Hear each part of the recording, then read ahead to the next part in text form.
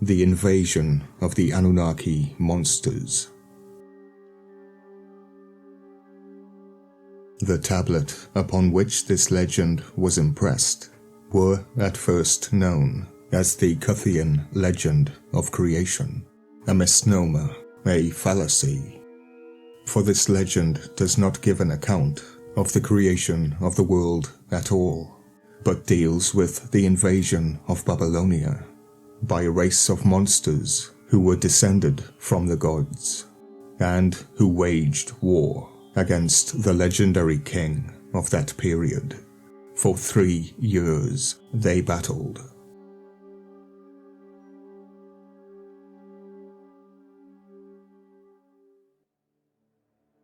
For 3 years they battled. A volcano eruption or a comet could darken the skies for over 3 years. In the case of Azazel, the biblical goat demon, formerly an angel, he was bound hand and foot and cast into Dudael, a prison in the desert, where it is said that the light may not touch his face. I suggest, what if cataclysm, apocalypse, is the gate, a time of complete darkness, and incredible melam, fear, upon which the gods feed. These monsters are the mirrors, the monstrous alter egos of the Apkallu, or Anunnaki, later known as Teraphim, and depicted, hidden, disguised as our ancestor statues. This would be Uka, Lugal Uka, a title of Marduk. Uka referring to 6 ornaments, or 6 figures of speech, because the great light, their king, is Amun, hidden. Now here, the king tells the story himself. Unfortunately, the first portions of both tablets containing the story are missing, but all of this information relating to these gods, or demons, or gods once demons, the gods and their monstrous alter egos, are usually contained in the second portion. Almost as if the first half is Elu, sleep, sending people to sleep, and their goal is to awaken the watchers from their slumber.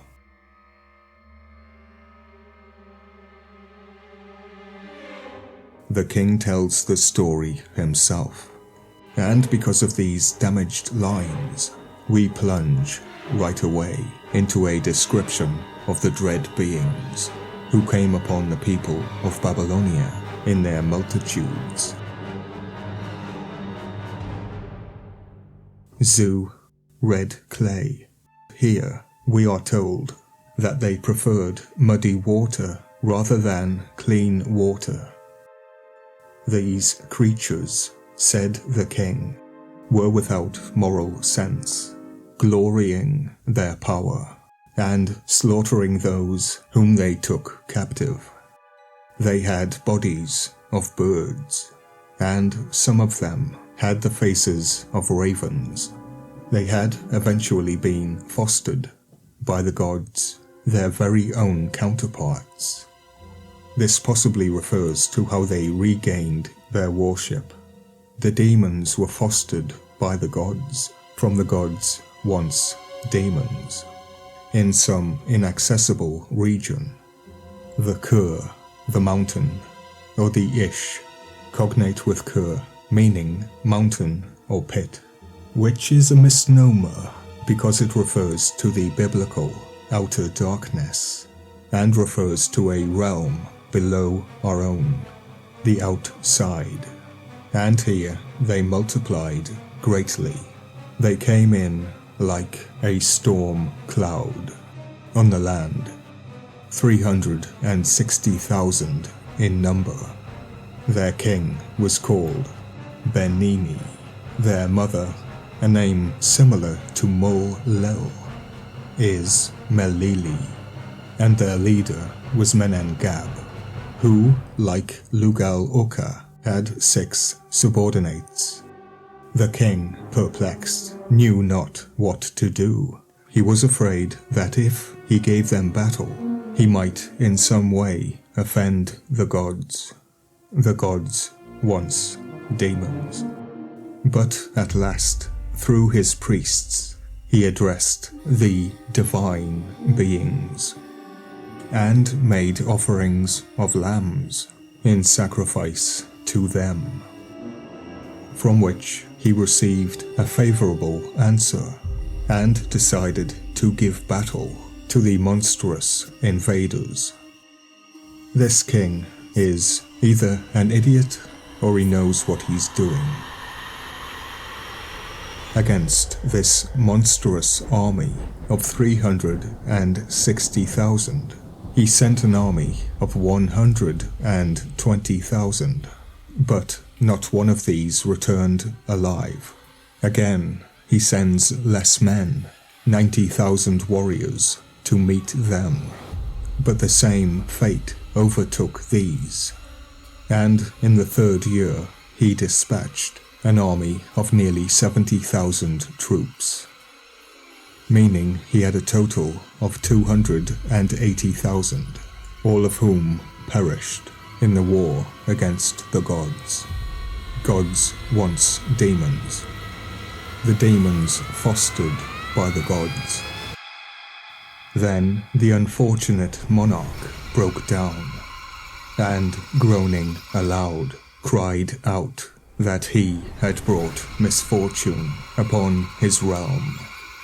Nevertheless, rising from his lethargic despair, he stated his intention to go forth against the enemy in his own person, saying, "The pride of this people of the night I will curse with death and destruction, with fear, terror, and famine, and with misery of every kind."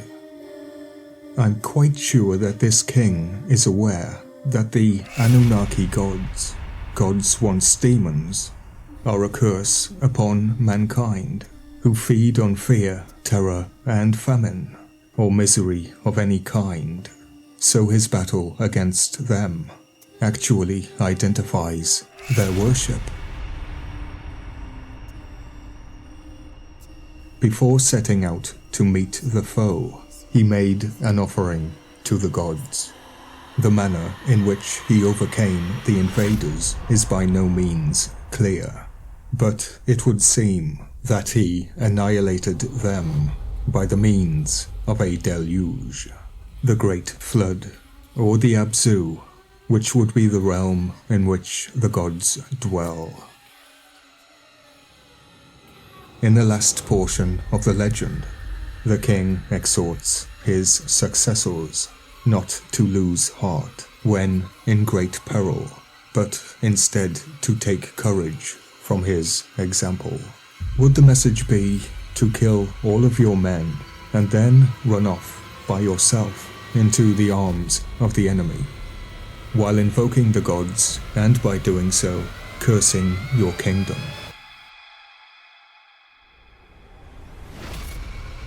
Nergal is an Anzu, a lion-faced demon, a divine storm bird.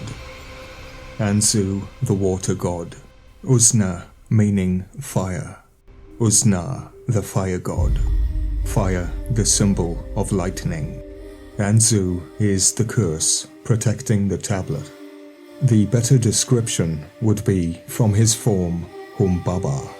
His voice is the deluge, his speech is fire, and his breath is death. His voice is the Iyar, the Abzu. His speech is Uzna, and his breath is Merodach. Uzna, fire, is also light, and this may be the light of the gods. Cognate with Lu, Dib, and Dab. The light of the gods is entwined, bow, twist, convulse, with treachery, lies, and deceit. The light, bright, shining. They called it the Shining One. Here it is Nergal, the Burner. The king then inscribes a tablet with his advice, which he placed in the shrine of Nergal, the Anzu, the lion-faced demon. "Strengthen thy wall," he said. "Oh my word, I believe he's turning Babylon into a prison, made with a wall too high to climb. This in defense against winged creatures. It would be like shooting fish in a barrel. Strengthen thy wall," he said. "Fill thy cisterns with water. Bring in your treasure chests, and your corn, and your silver, and all your possessions. Babylon becoming more like a dragon's lair." He also advised those of his descendants who are faced by similar conditions not to expose themselves needlessly to the enemy. It was thought at one time that this legend applied to the circumstances of the creation. And, wait for it, that the speaker was the god Nergal, Anzu, who was waging war against the brood of Tiawath. It was believed that, according to local conditions, at Cuthaean, Nergal would have taken the place of Merodach, death and slaughter. Marduk replaces Zu, and Zu replaces Marduk.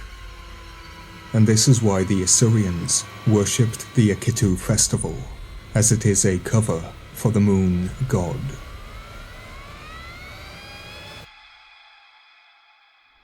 But it has now been made clear that although the tablet was intended to be placed in the shrine of Nergal, the speaker was in reality an early Babylonian king, and he is clearly deceiving the people and worshipping the demons within Merodach, death and slaughter.